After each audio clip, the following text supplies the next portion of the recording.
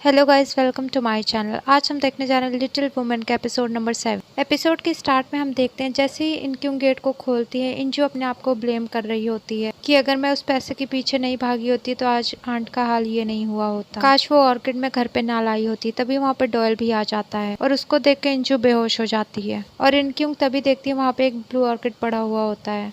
Next day इंजू की aunt का funeral होता है तो इनहाई के साथ सेंगे आई होती है। सेंगे इंजू से कहती है कि मैं तुम्हारी आंट को बचपन से जानती थी, वो हमारे घर पे आया करती थी, वो हमारी फैमिली नर्स थी और मैं प्यार से उन्हें सिरिंज लेडी कहा करती थी। मेरी मदर के जाने के बाद उन्होंने ही मेरा ख्याल रखा। तो इंजू पूछती है तुमने मुझे वो ऑर्किड क्यों दिया था? तुमने कहा था उस ऑर्किड को अपने पास रखने से मुझे वो पता चलेगा जो मैं चाहती हूँ। पर उसे अपने पास रखने के बाद मुझे बहुत सारे नाइटमेयर्स आए, मैं डर गई थी और मैं अपनी आंट के रूम में गई और फिर उसके बाद वहाँ क्या हुआ मुझे कुछ भी याद नहीं है। उस ऑर्किड ने मेरे साथ क्या किया?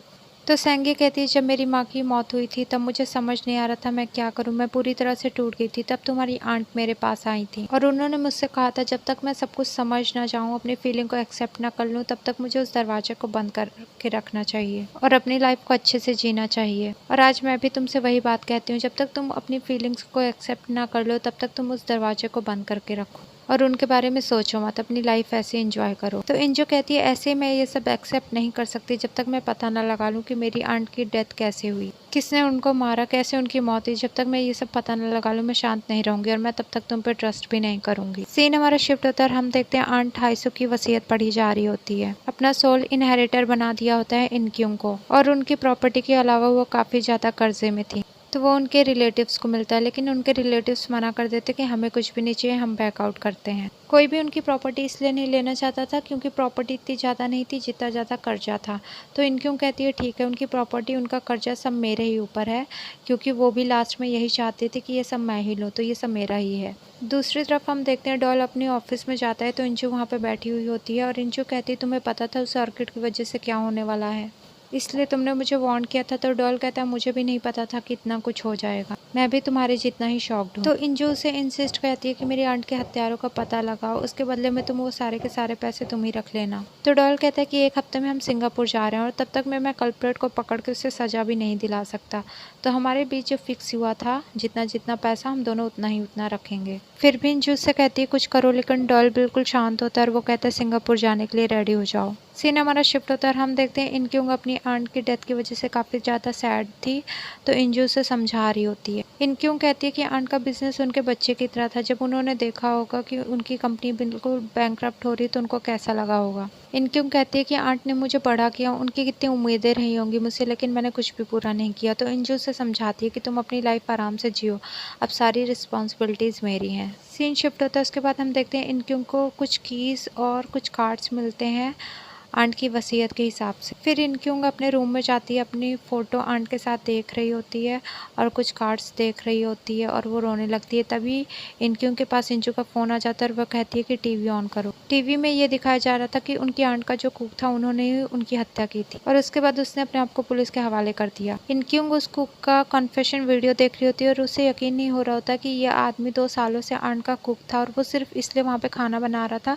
क्योंकि वो आंट को मारना चाहता था। फिर इनक्यूंग इंजू से पूछती है उस दिन तुम क्यों कह रही थी कि उस ब्लू ऑर्किड की वजह से आंट की डेथ हुई है। इंजू बताती है कि वो ऑर्किड मुझे सेंगे ने दिया था और उसने कहा था कि अगर इस ब्लू ऑर्किड को मैं अपने पास रखूं तो जब हम सिंगापुर जाएंगे मनी लॉन्ड्रिंग के लिए तो वो मुझे अपने ग्रुप में शामिल कर लेगी और उस ग्रुप को जोंगरेन सोसाइटी कहते हैं। तभी वहाँ पे जंगो आ जाता है और वो कहता है तुम लोगों ने पूरी कन्फेशन वीडियो देखी? तो उस वीडियो में उस आदमी के पास भी वही ब्लू ऑर्किड था। सीन हमारा शिफ्ट होता है, हम स्वयं को देखते हैं जो कि डॉल के ऑफिस में आती है और कहती है कि वो मेरे आदमियों को क्यों मार रहा है। तो डॉल कहता है मैंने कहा था ना इंजू को कोई भी प्रॉब्लम ना हो, उसे खरोच भी नहीं आनी चाहिए, तो बस ये उसका थोड़ा सा ही पेबैक है, अगला नंबर तुम्हारा होगा। तो स्वयं कहते इसमें मेरा बिल्कुल भी हाथ नहीं है। तो डॉल कहते हैं मेरे पास कुछ ऐसी इन्फॉर्मेशन है जो अगर मैं पार्क जैसन को दे दूंगा तो वो मुझे खुद ही कह देगा कि मैं तुम्हें मार दूं, तो इससे अच्छा है कि जल्द से जल्द पता लगाओ कि इसके पीछे कौन कल्प्रेट है। सीन हमारा शिफ्ट होता है, हम देखते हैं आंट हाइसू के ऑफिस में इंजू, इनक्यूंग और जंगहो देख रहे होते हैं तभी उन्हें एक सीक्रेट डोर मिलता है जो उस कार्ड से खुलती है जो इनक्यूंग को वसीयत में मिला था। जब वो लोग उसके अंदर जाते हैं तो वहाँ पे एक एम्प्टी लॉकर था और वहाँ पे एक ब्लू ऑर्किड रखा हुआ था। ब्लू ऑर्किड को देख के इंजू कहती मतलब इसकी वजह से आंट मारी गई, ना कि जो मैं ब्लू ऑर्किड लेके आई थी उसकी वजह से। तो इनक्यूंग कहती है मैंने डिसाइड कर लिया, मैं इस जोंगरेन सोसाइटी को बाहर ला के रहूंगी और मैं पता लगा के रहूंगी कि आंट की डेथ कैसे हुई और मैं पता लगा के रहूंगी कि इस ब्लू ऑर्किड के पीछे कहानी क्या है। इंजू कहती है सिंगापुर में मेरे अकाउंट पे 70 बिलियन है और उन पैसों को सिर्फ मैं निकाल सकती हूँ। तुम यहाँ पे अपनी स्टोरी पब्लिश करना, सारा सच सबके सामने लाना और वो वाली बुक भी यूज कर लेना जो मेरे पास, बिल्कुल परफेक्ट स्टोरी पब्लिश करना। उसके बाद उन रुपए से हम किसी सेफ प्लेस पे चले जाएंगे और इनहाई को भी अपने साथ ले जाएंगे। तो जंगू कहता है मेरा क्या मैं डेंजर प्लेस पे रहूंगा? पर दोनों बहनें तो उसकी सुनती नहीं और आपस में डील कर लेती हैं कि ठीक है हम यही करने वाले हैं। फिर टीवी पे दिखा रहे होते कि पाक जे सिंह मेयर का इलेक्शन जीत चुका है और अपनी स्पीच दे रहा होता है। उसकी स्पीच को सुन के इनक्यूंग कहती है ये तो बहुत फैमिलियर सी लग रही है, क्योंकि उनकी स्पीच बिल्कुल वैसी थी जैसे जनरल वॉन ने सियोन में दी थी वियतनाम वॉर के टाइम पे। और इधर हॉस्पिटल में सेंगे के फादर के लिए वही स्पीच बार बार चलाई जा रही थी ताकि उनकी तबीयत ठीक हो। वियतनाम वॉर के टाइम की इस स्पीच में इनक्यूंग को अपनी आंट दिख जाती हैं। पार्क जे सिंह सेंगे से पूछता है क्या तुम हाईसुक के फ्यूनरल में गई और कहता है कि मैं तुम्हारे काबिल बनने के लिए यहाँ तक आ गया हूँ, तुम भी मेरी थोड़ी हेल्प कर। तो सेंगे कहती तुम मेरे काबिल नहीं बन रहे थे, तुमने मेरे से शादी भी सिर्फ इसलिए की थी क्योंकि मैं जनरल की बेटी थी। तो पार्क जे सिंह मना करता है ऐसा कुछ भी नहीं था, मैं तुमसे बहुत प्यार करता था, इसीलिए मैं प्रेसिडेंट बनना चाहता था और इसीलिए मैंने तुमसे शादी की। दूसरी तरफ इनहाई सो रही थी तभी उसकी नींद एकदम से खुलती है और वो पार्क ह्यूरन को देखती है जो काफी डरी हुई होती है क्योंकि उसको उसके मम्मी पापा की लड़ने की आवाजें बहुत तेज तेज सुनाई पड़ रही होती है। फिर इनहाई खिड़की से देखती है कि सेंगे भाग रही होती है, पार्क जे सिंह के आदमी उसे पकड़ लेते हैं। उसके बाद सेंगे उसे पकड़ के जबरदस्ती ले जा रहा होता है और सेंगे चीख रही होती है। फिर पार्क ह्यूरन इनहाई से कहती है जहाँ हम पिछली बार नहीं पहुंच पाए थे इस बार हम चलते हैं और वो लोग उस सीढ़ियों को पार करके एक रूम में पहुंच जाते हैं। दूसरी तरफ हम देखते हैं इनक्यूंग और इंजू हाईसुक के ऑफिस को चेक कर रहे होते हैं कि क्या पता यहाँ पे कुछ मिल जाए। तो उन लोगों को पता चलता है कि हाईसुक आर्मी हॉस्पिटल की नर्स थी और उस जोंगरेन सोसाइटी के सारे मेंबर्स किसी न किसी यूनिट के सोल्जर्स थे और वो सारे लोग एक हॉस्पिटल में मिले थे। दूसरी साइड पार्क ह्यूरन और इनहाई उस रूम के अंदर भी चेक कर रहे होते हैं तभी इनहाई को एक एल्बम मिल जाती है। वो काफी पुरानी एल्बम होती है सेंगे के बचपन और उस एल्बम में एक इंसान की फोटो हर जगह से काट दी गई थी और उन लोगों को वहाँ पे एक बिल्कुल वैसा ही मॉडल मिलता है जैसे हुआयंग का डेथ सीन था, बिल्कुल वैसे ही कि एक कबर्ड में कपड़े भरे हुए हैं, एक डेड बॉडी टंगी हुई है और उस मॉडल पे लिखा हुआ था क्लोज रूम बाय सेंगे। दूसरी साइड इंजू इनक्यूंग जोंगहो उन सारे चीज़ों को एनालाइज कर रहे होते हैं जो कि उन्हें जोंगरेन सोसाइटी के बारे में मिली थी। वो लोग नोटिस करते हैं इसमें जितने भी लोग हैं सब लोग या तो मर चुके हैं या तो कोमा में हैं, बस एक इंसान को छोड़ के जिसका नाम था चोई हीजे जो कि डॉयल का फादर था। दूसरी तरफ हम देखते हैं पार्क जे सिंह इनहाई और पार्क ह्यूरन से कहता है कि सेंगे बीमार है उसे अकेला छोड़ दो और तुम लोग ब्रेकफास्ट कर लो। दूसरी साइड हम देखते हैं इंजू और इनक्यूंग डोल की मदर से मिलने जाती हैं जोंगरेन सोसाइटी के बारे में पूछने के लिए और डोल के फादर के बारे में पूछने के लिए। इनक्यूंग उस लेडी से कहती है कि तुम्हें पनिशमेंट मिला एक आदमी को हथौड़े से मारने के लिए और हथौड़ा लगने की वजह से उस आदमी की मौत हो गई थी जिस वजह से तुम्हें 30 साल की सजा मिली। इनक्यूंग कहती है ज्यादातर औरतें इस तरह की हत्या कभी करती नहीं। फिर इनक्यूंग कहती है जिस तरह से मुझे एविडेंस मिले मुझे ऐसा लगता है कि स्क्रिप्ट किसी और ने तैयार की है और रोल तुमने प्ले किया है और ऐसा दिखा है कि तुमने उसे मारा है। और कुछ महीने बाद तुम्हारे बेटे को यूएस की स्कॉलरशिप मिल गई थी जिससे सुन के गुस्से में वो वहाँ से जाने लगती है। तो इंजो कहती है कि तुम्हारा बेटा भी डेंजर में है, उन बुक्स की वजह से पहले ही 2 लोग मर चुके हैं और वो बुक अब मेरे और डोल के पास है, तो आप बस हमें जोंगरेन सोसाइटी के बारे में बता दीजिए ताकि हम उसे एक्सपोज कर सके। तो वो लेडी कहती है कि ये तो इम्पॉसिबल है, तुम लोग कभी भी ये चीज एक्सपोज नहीं कर पाओगे, तुम ही लोग मारे जाओगे। वो लेडी काफी ज्यादा इमोशनल हो जाती है। उसके बाद एक एड्रेस बताती है, कहती है डोल को बता देना जो एविडेंस उसे चाहिए वो वहाँ पे मिल जाएगा। दूसरी तरफ सोएंग पार्क जे सिंह को बताती है कि इंजू और इनक्यूंग डोल की मदर से मिली है, क्या हम उनको मार दें? तो पार्क जे सिंह कहता है हमें उन दोनों से कोई खतरा नहीं, पर अपना कोई बेस्ट आदमी डोल के पीछे लगा दो, जिसे सुन के स्वयं खुश हो जाती है। इंजू डोल से मिलती है उससे सारी बात बताती है। उसके बाद वो बताती है कि उसकी मदर ने एक एड्रेस भी दिया है जहाँ पे सारे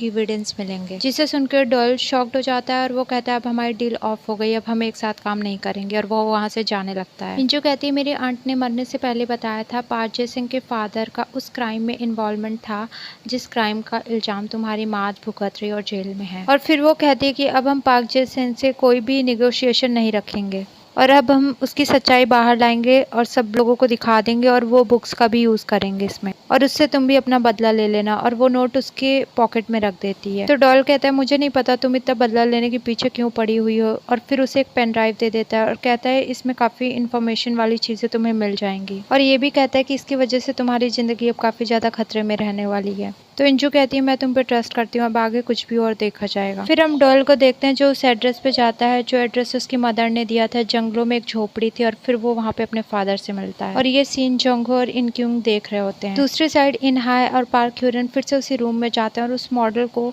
देख के सर्च कर रहे होते हैं कि आखिर इसे सेंगे ने क्यों बनाया होगा। और पार्क ह्यूरन को चिंता हो रही थी कि कहीं मेरी मॉम भी इसी तरीके से अपने आप को ना मार ले। फिर हम देखते हैं इनहाय जब जा रही थी मॉर्निंग में तो उसे एक नोट आके गिरता है और उसे वो उठाती है तो देखती है उसे सेंगे ने फेंका होता है। उसमें सेंगे ने लिखा होता है प्लीज मेरी हेल्प करो, मुझे रूम में बंद करके रखा है और मेरा हस्बैंड इस टाइम पे बहुत ज़्यादा डेंजरस है, मैं किसी ना किसी तरह यहाँ से निकल ही जाऊंगी, तुम कैश तैयार रखो, सिंगापुर जाओ और मैं बच्चों को लेके वहाँ पे आ जाऊंगी। असल में ये नोट इंजू के लिए लिखा हुआ होता है, इसीलिए इनहाय ने इस नोट को इंजू को सेंड कर दिया था। सीन हमारा शिफ्ट होता है, हम पार्क जे-सेंग को देखते हैं जो कि इनहाय को ऐसी बिल्डिंग में ले जाता है जिसे गिराया जाना था। वो इनहाय को बताता है कि हमें कुछ भी नया बनाने के लिए पुरानी चीज को भुलाना पड़ता है, उसको बिल्कुल गिराना पड़ता है। इसी तरह अगर तुम्हें पार्क फैमिली का हिस्सा बनना है तो तुम्हें अपनी फैमिली को भुलाना पड़ेगा और तुम्हें अपनी पुरानी लाइफ को बिल्कुल भूलना पड़ेगा। और अभी बहुत बेकार टाइम आने वाला है और मैं देखूंगा तुम कितनी स्ट्रांग रहती हो। दूसरी तरफ हम देखते हैं इनक्यूंग और जोंगहो डॉल के फादर के घर के पास जाते हैं, तभी उनका कुत्ता इनक्यूंग को काट लेता है। फिर डॉल के फादर उन लोगों को देख लेते हैं और मरहम पट्टी के लिए अपने घर के अंदर ले जाते हैं। इतने में जोंगहो अपने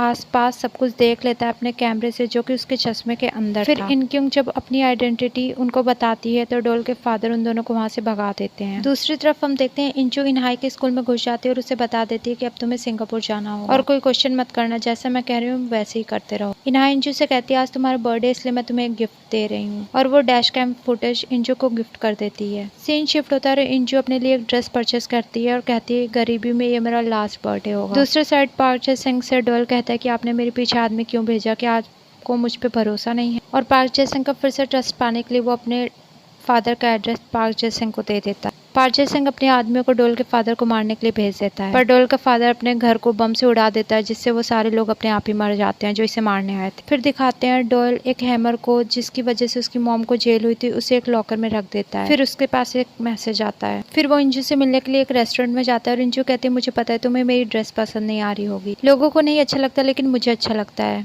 तभी डॉल को पार्क जे-सेंग की बात याद आती है। पार्क जे-सेंग ने डॉल को कहा था कि इंजू को रास्ते से हटा। डॉल कहता है क्या सच में हुआयुंग मर गई थी?